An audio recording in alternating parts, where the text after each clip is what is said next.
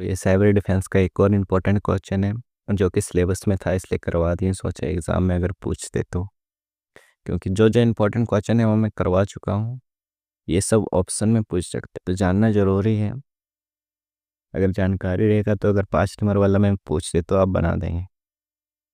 तो आइए देखते हैं क्वेश्चन को। साइबर सुरक्षा नीतियाँ क्या होती है?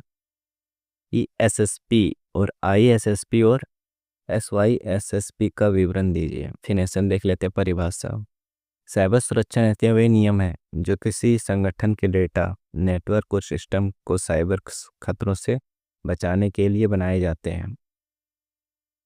साइबर सुरक्षा नीतियाँ तो पता है आप लोग को, साइबर खतरों से बचाने के लिए बनाया जाता है। पहला पॉइंट है हमारा ESSP, तो मतलब पूरे संगठन के लिए मुख्य सुरक्षा नीति बताती है संगठन के सुरक्षा उद्देश्य, जिम्मेदारियां और सामान्य नियमों को। जैसे उदाहरण में देख लेते हैं कि सभी ग्राहकों को जानकारी करप्शन द्वारा सुरक्षित रखी जाएगी और केवल अधिकृत कर्मचारी ही उसे देख सकेंगे। याद रखने की ट्रिक। एंटायर ऑर्गेनाइजेशन की नीति, सभी ग्राहकों का जो डेटा रहता है, पर्सनल डेटा, वो सिर्फ कर्मचारी ही देख सकते हैं वहाँ के, बाकी कोई नहीं देख सकता है, जिसके कारण वो सिक्योर रहता है।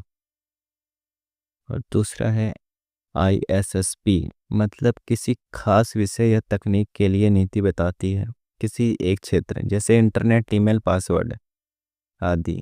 मतलब जैसे कि इंटरनेट अलग हो गया, ईमेल अलग हो गया, या पासवर्ड अलग हो गया, तो यहाँ पर दिया गया एक क्षेत्र के लिए।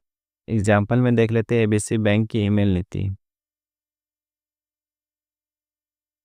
कर्मचारी मतलब वहाँ का जो मैनेजर रहता है, केवल ऑफिस ईमेल का उपयोग करें और गोपनीय जानकारी बाहर ना भेजें।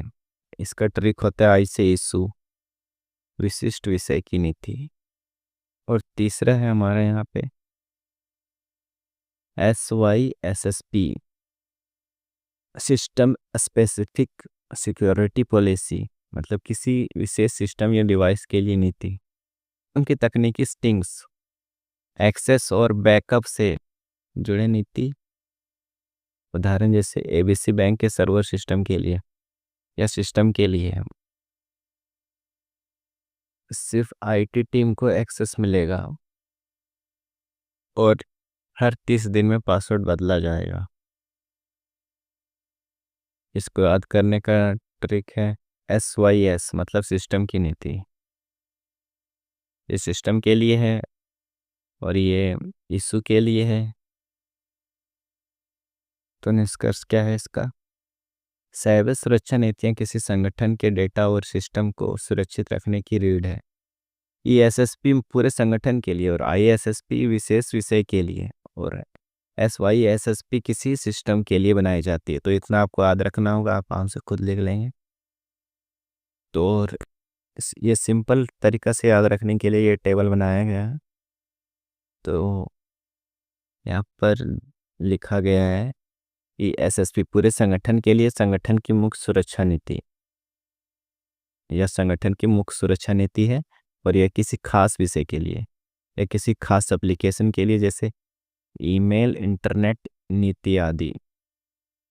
और SYSSP का मतलब है कि यह किसी सिस्टम के लिए है, यह किसी एक ईमेल या एक एप्लीकेशन के लिए है,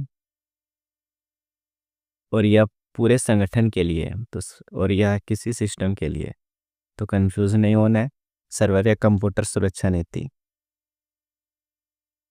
तो दोस्तों आज का ये क्वेश्चन इतना ही में होता है। आशा करता हूँ ये क्वेश्चन आपको समझ में आ गया होगा और अच्छे से एग्ज़ाम दीजिए। यही सब क्वेश्चन आने वाला है।